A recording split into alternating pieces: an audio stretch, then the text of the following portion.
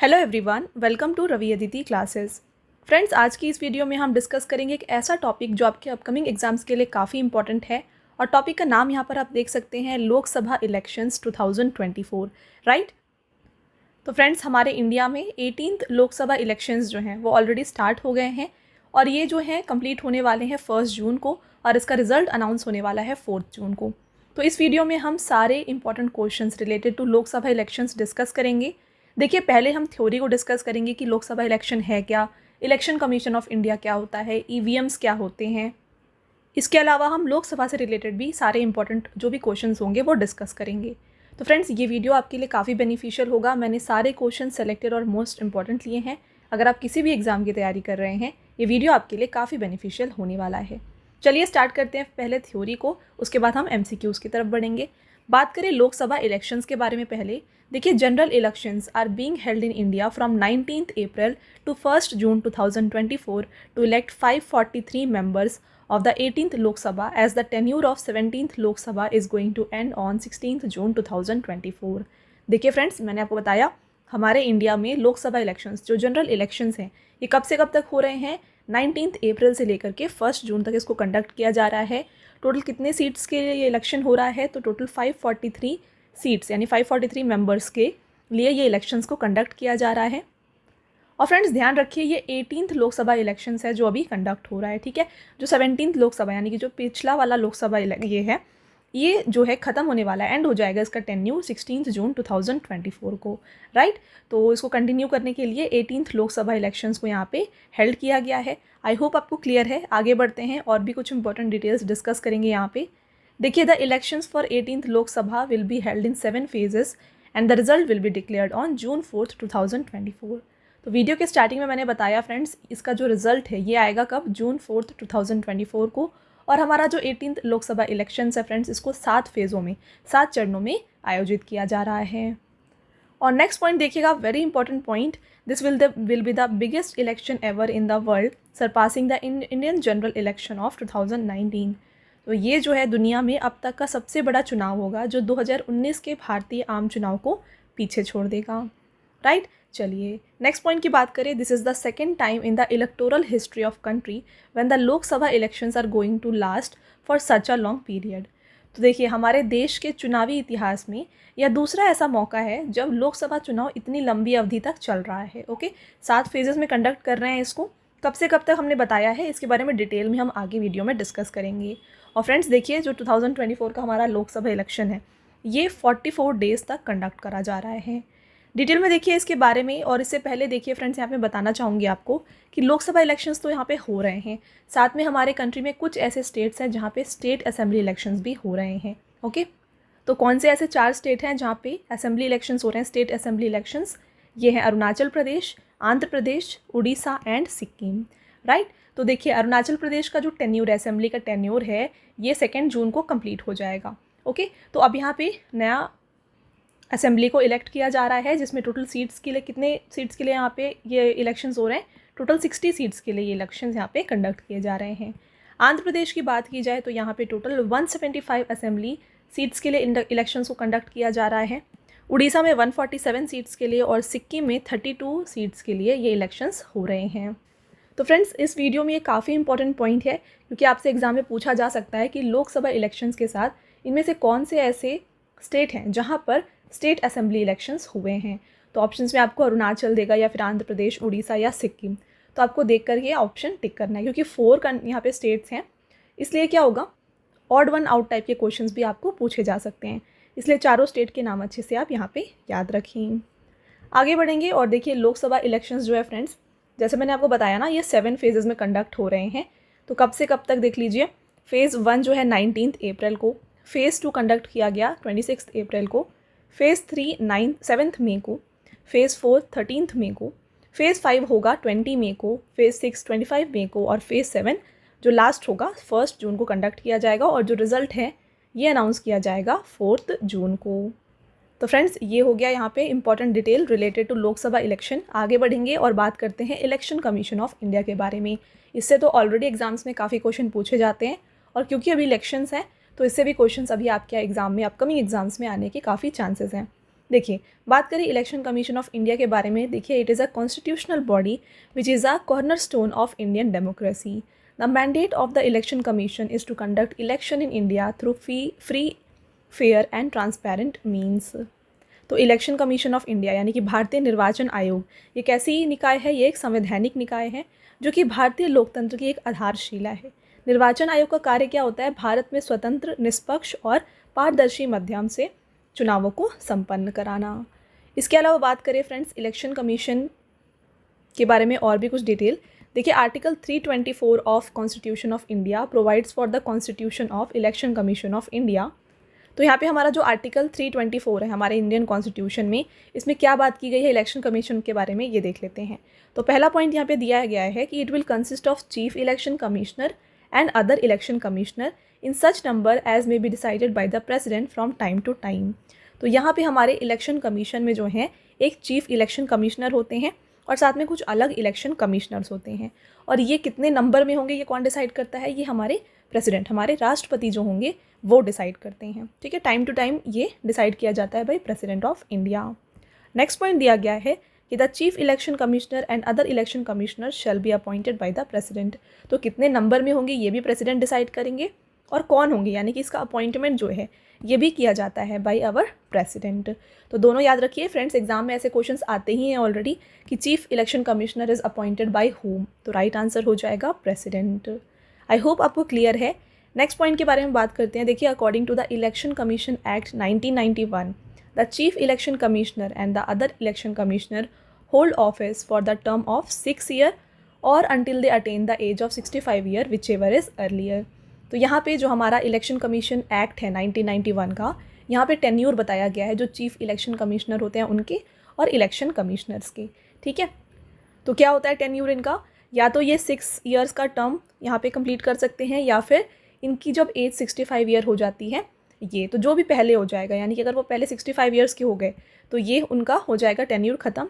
और अगर इन्होंने 6 ईयर्स का टर्म यहाँ पे कंप्लीट किया तो ये तो जो पहले होगा वो इनका यहाँ पे टेन्यूर होता है। तो आई होप आपको ये भी क्लियर है फ्रेंड्स। आगे बढ़ेंगे, नेक्स्ट पॉइंट को डिस्कस कर लेते हैं। यहाँ पे देखिए election commission of India. According to the Election Commission Act 1991, the Chief Election Commissioner and Election Commissioners can resign from their office at any time by writing to the President। तो यहाँ पे जो ये अपना रेजिग्नेशन होते हैं, कौन?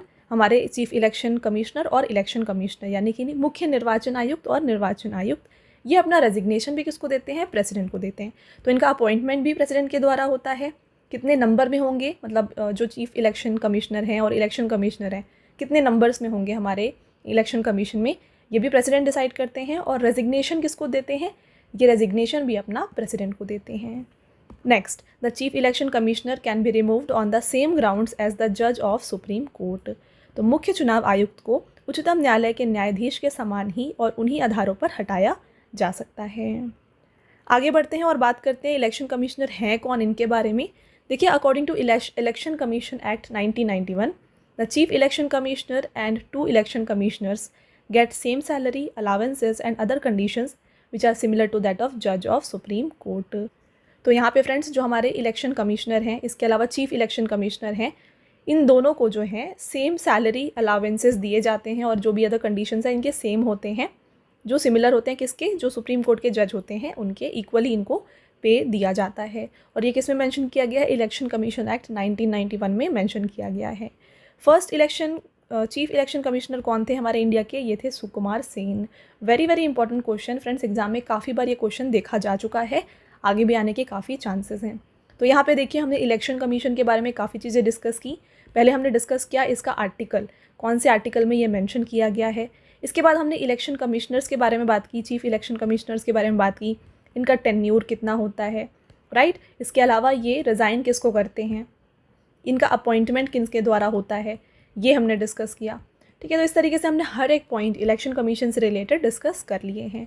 अब बात करते हैं फ्रेंड्स प्रेजेंट में हमारे इलेक्शन कमिश्नर हैं कौन, चीफ इलेक्शन कमिश्नर्स हैं कौन।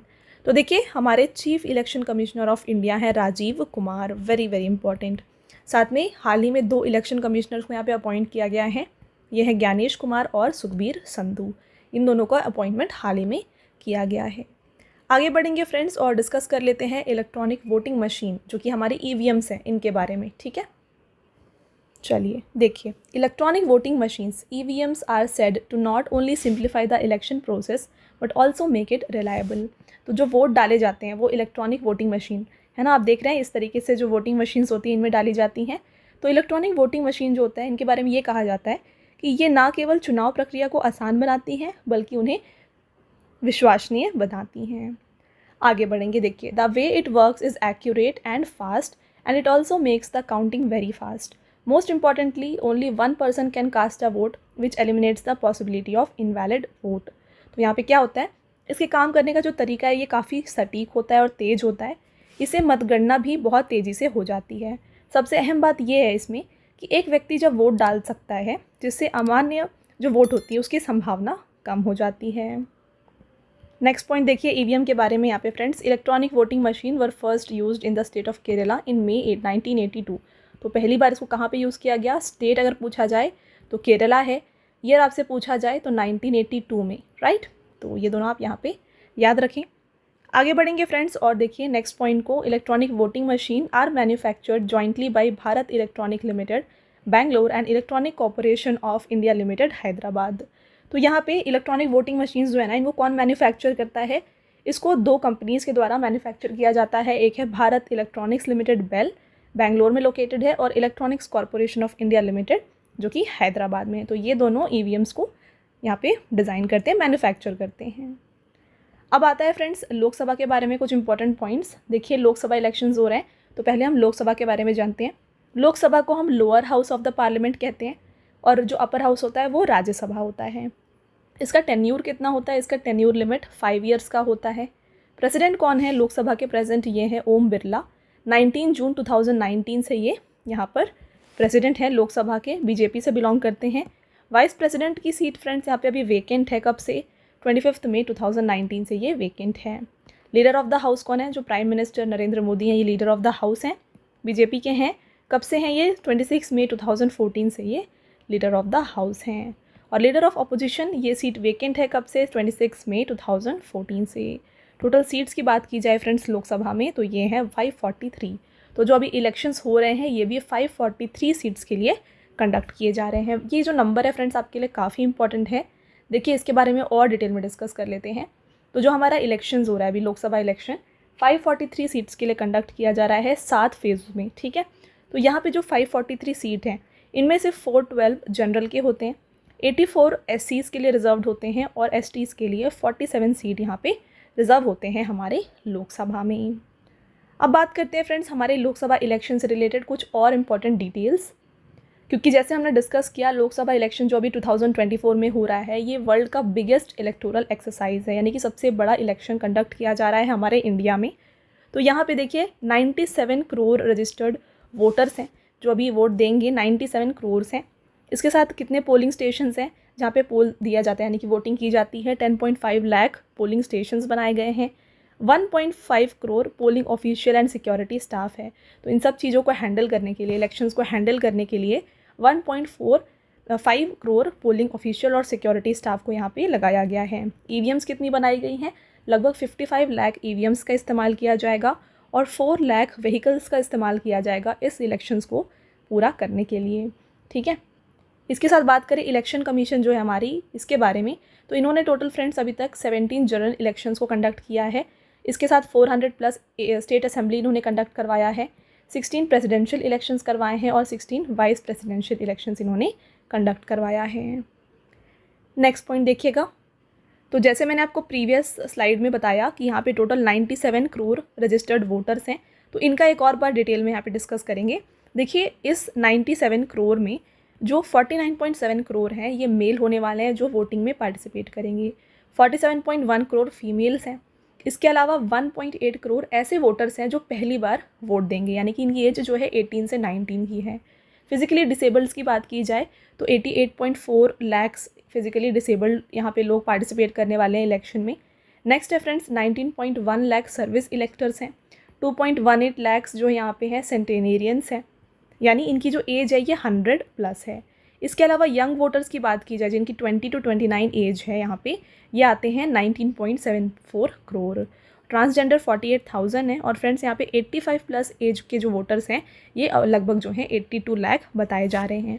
तो टोटल मिला के ये ऑलमोस्ट यहाँ पे देख रहे हैं आप 96.8 करोड़ हो रहा है, यानी कि 97 करोड़ के ऑलमोस्ट बराबर है। तो ये टोटल इलेक्टर्स हैं यहाँ पे हमारे इंडिया में जो 2024 इलेक्शंस में पार्टिसिपेट करने वाले हैं।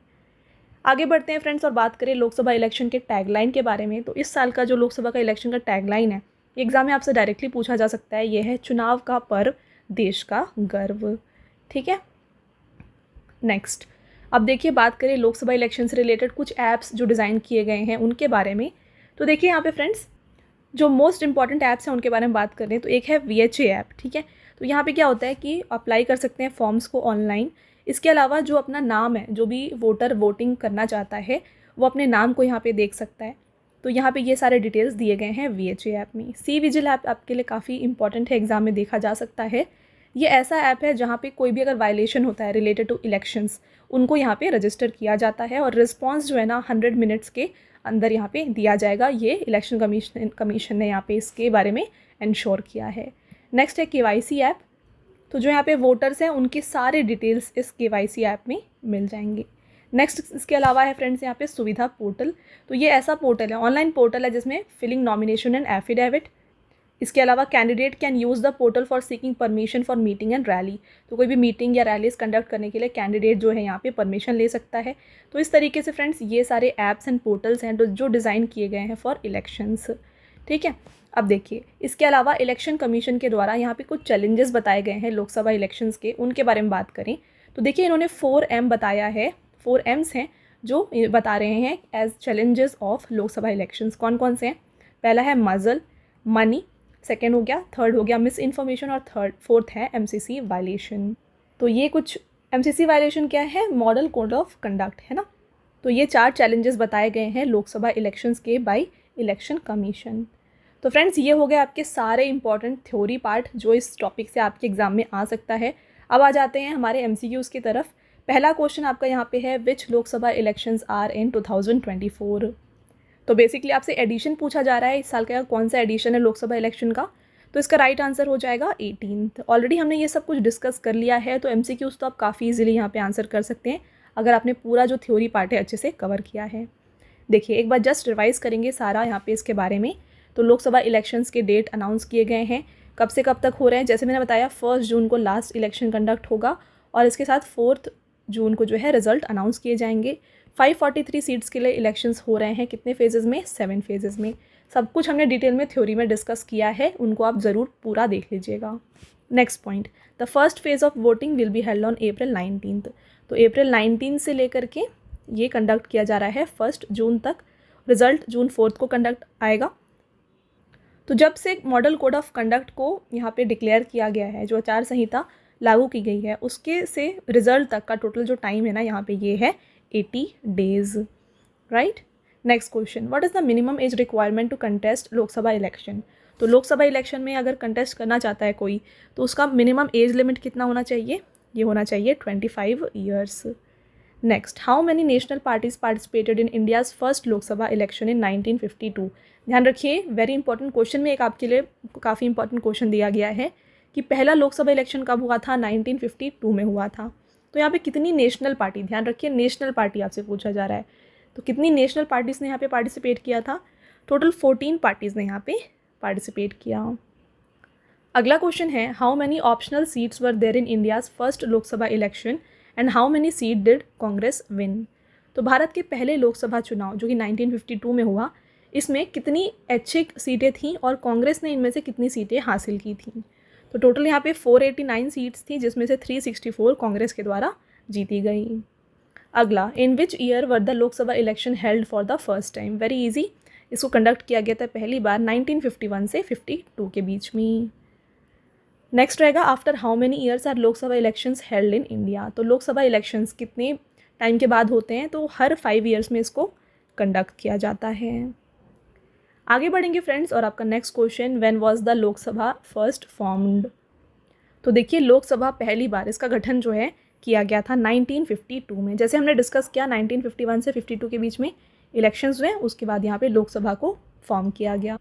एग्जैक्ट डेट अगर आपसे पूछा जाए ये है 17 अप्रैल 1952। 2। अगला रहेगा question, by whom is the speaker of Lok Sabha chosen. तो लोकसभा का जो अध्यक्ष होते हैं वो किसके द्वारा चुने जाते हैं? इनको चुना जाता है मेंबर ऑफ लोकसभा के द्वारा। Next question, to whom of the following can speaker of Lok Sabha submit his resignation. तो लोकसभा के जो स्पीकर होते हैं वो अपना रेजिग्नेशन किसको देते हैं? ये इन्हें देते हैं डेप्यूटी स्पीकर ऑफ लोकसभा को। ओके और हमने डिस्कस किया फ्रेंड्स, जो चीफ इलेक्शन कमिश्नर होंगे और इलेक्शन कमिश्नर होंगे ये अपना रेजिग्नेशन किसको देते हैं? ये अपना रेजिग्नेशन प्रेसिडेंट को सबमिट करते हैं। अगला question, who among the these has power to dissolve the Lok Sabha. तो इनमें से कौन है जिसके पास लोकसभा को भंग करने की शक्ति होती है? Correct answer, president of India. Friends आपका next question, how many Lok Sabha constituencies are there in India. तो भारत के कितने लोकसभा निर्वाचन क्षेत्र हैं? करेक्ट आंसर हो जाएगा 543। Next, when was the first session of Lok Sabha of independent India held. तो स्वतंत्र भारत की लोकसभा का पहला सत्र कब आयोजित किया गया था? इसको आयोजित किया गया था 13 मई 1952 को। आगे बढ़ेंगे फ्रेंड्स, अगला क्वेश्चन देखिए, how many sessions of Lok Sabha are there in a year. तो एक वर्ष में, एक साल में जो है लोकसभा के कितने सत्र होते हैं? तो टोटल 3 फेजेस होते हैं, इस 3 सेशंस होते हैं लोकसभा के। बात कर ले इन 3 सेशंस के बारे में, तो देखिए 3 sessions of Lok Sabha are held in a year. तो पहला होता है बजट सेशन जो कि फेब से मई के बीच में होता है। मॉनसून सेशन होता है जुलाई से सितंबर के बीच में। और विंटर सेशन जो होता है ये नवंबर से मिड दिसंबर के बीच में कंडक्ट किया जाता है। तो फ्रेंड्स आगे जाने से पहले आपको बता दूं हमारे पेड पीडीएफ के वेबसाइट के बारे में। ये है www.ravibookspdf.com। यहाँ पर आपको रवि सर की जीके और करंट अफेयर्स की जो पीडीएफ्स होती है ना, हिंदी एंड इंग्लिश मीडियम दोनों में मिल जाएंगी। तो अगर आप इन पीडीएफ्स को बाय करना चाहते हैं, आपको इस वेबसाइट में हर एक पीडीएफ अवेलेबल किया गया है। और हाल ही में फ्रेंड्स आपके लिए अप्रैल का जो मंथली करंट अफेयर्स का पीडीएफ है ये लॉन्च किया गया है, जहाँ पर आपको टॉपिक वाइज जो है 550 plus 1 liner and MCQ questions मिल जाएंगे। तो आप यहाँ पे देख सकते हैं सारे टॉपिक्स ने हमने मेंशन भी किया हुआ है यहाँ पे आपके लिए। तो काफ़ी बेनिफिशियल पीडीएफ है आपके एग्जाम्स के लिए। अगर आप इसको बाय करना चाहते हैं इस वेबसाइट से जाके बाय कर सकते हैं।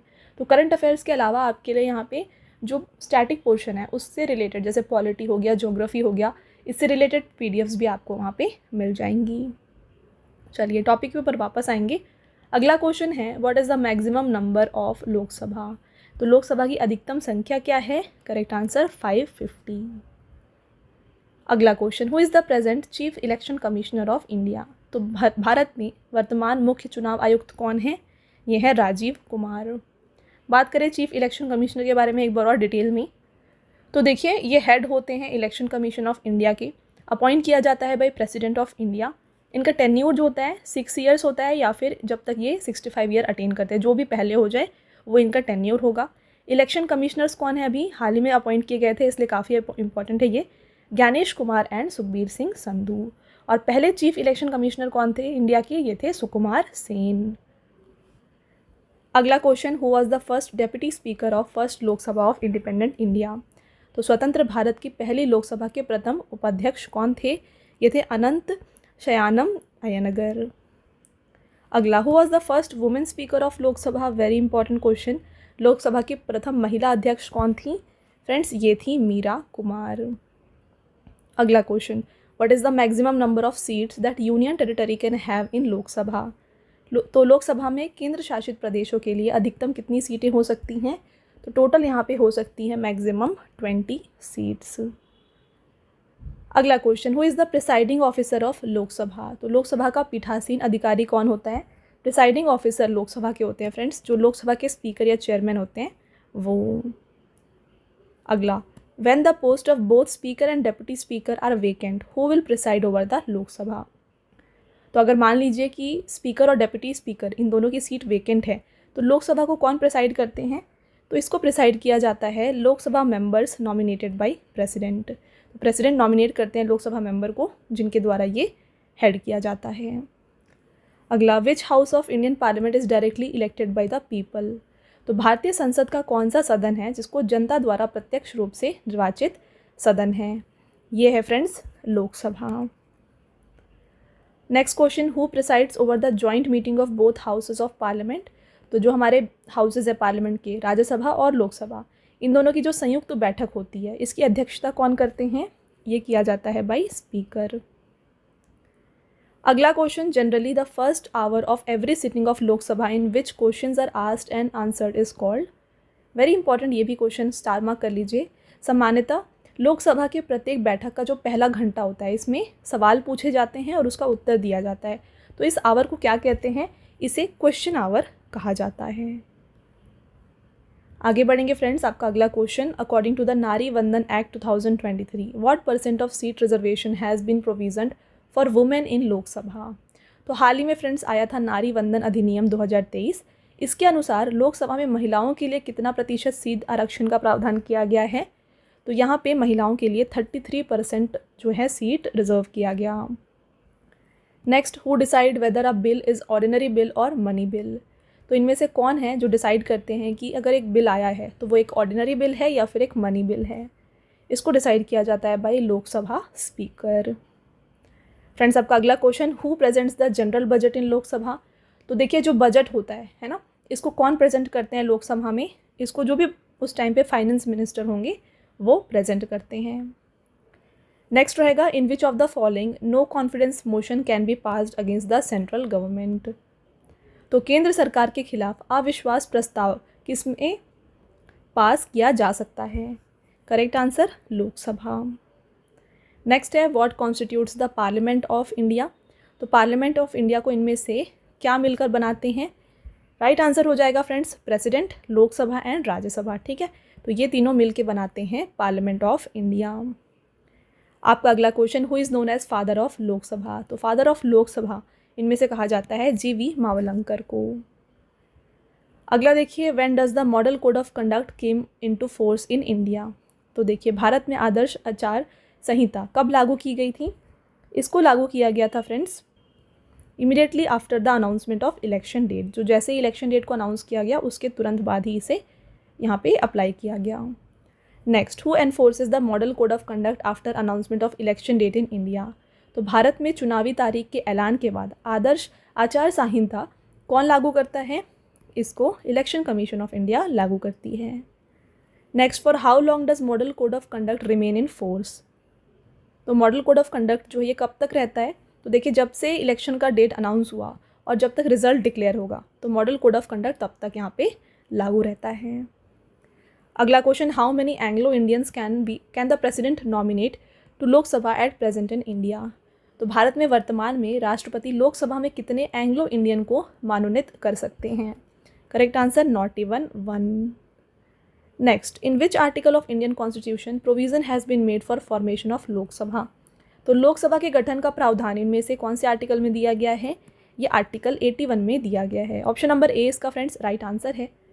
आपका अगला question, what was number of member of Lok Sabha fixed in the original constitution. तो ओरिजिनली जब कॉन्स्टिट्यूशन बना, यहाँ पे लोकसभा के कितने मेंबर्स के लिए मतलब बनाया गया था, फिक्स किया गया था?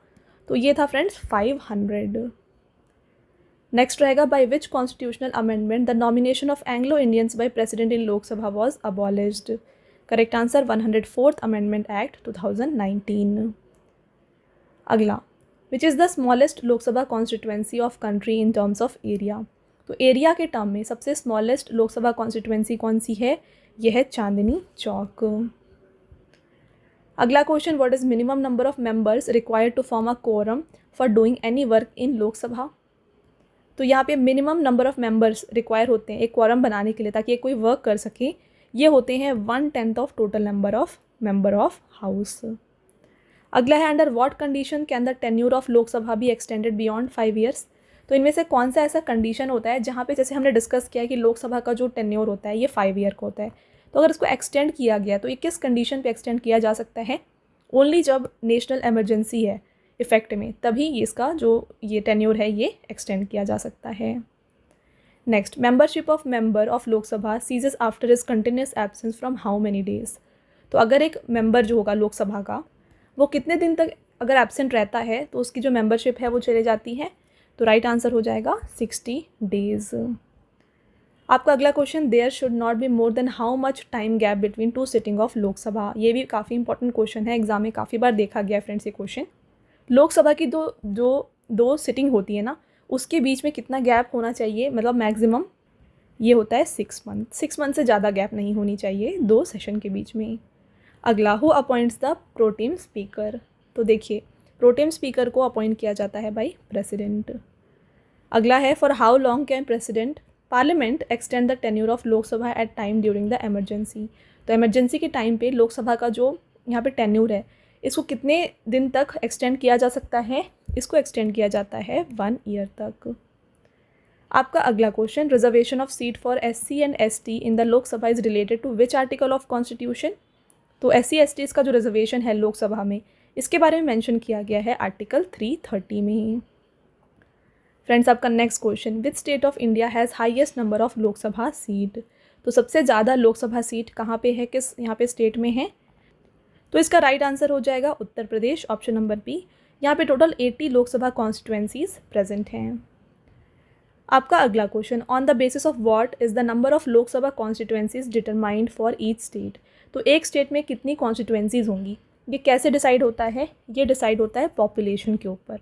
Okay, next, at present what is the number of seat reserve for SCs इन लोकसभा।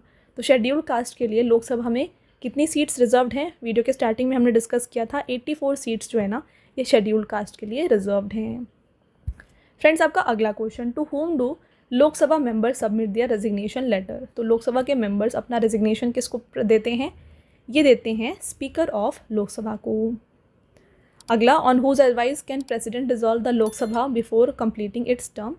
तो राष्ट्रपति लोकसभा के कार्यकाल पूरा होने से पहले किसकी सलाह पर भंग कर सकते हैं? तो ये प्राइम मिनिस्टर के एडवाइस पे इसको डिसॉल्व कर सकते हैं। आपका नेक्स्ट क्वेश्चन और लास्ट क्वेश्चन है फ्रेंड्स ये, by whom can nomination papers be filed for the election of Lok Sabha. तो लोकसभा के निर्वाचन के लिए नामांकन पत्र किसके द्वारा दाखिल किया जा सकता है? तो इसको दिया जाता है by any citizen of India whose name appears in the electoral roll of any constituency. ठीक है, तो कोई भी कॉन्स्टिट्यूएंसी में अगर उनका नेम है, तो अगर वो सिटीजन ऑफ इंडिया है तो वो इसके लिए इलेक्शन के लिए फाइल कर सकते हैं। ठीक है, तो फ्रेंड्स, ये हो गए आपके टॉप 50 मोस्ट इंपॉर्टेंट क्वेश्चन। हमने यहाँ पे इलेक्शन कमीशन के बारे में, इसके अलावा जो लोकसभा इलेक्शंस हो रहा है उसके बारे में हर एक इंपॉर्टेंट डिटेल है वो डिस्कस किया यहाँ पे आपके साथ। तो अब आता है आपका टेस्ट क्वेश्चन, जिसका आंसर आपको हमें कमेंट करके बताना है। पहला question, when was the Lok Sabha first formed. तो पहली बार लोकसभा का गठन कब किया गया था, ये आप हमें बताएंगे कमेंट करके। इसके साथ एक और टेस्ट क्वेश्चन है, who was the first speaker of Lok Sabha. Very important question, Lok Sabha के प्रथम अध्यक्ष कौन थे। तो ये दोनों टेस्ट क्वेश्चन है फ्रेंड्स, आप हमें कमेंट करके आंसर ज़रूर बताएं। इसके साथ मैंने आपको पेड PDF के वेबसाइट के बारे में ऑलरेडी बता दिया है। ये है www.ravibookspdf.com। यहाँ पर आपको रवि सर की GK एंड करंट अफेयर्स की PDF Hindi and English medium दोनों में मिल जाएंगी।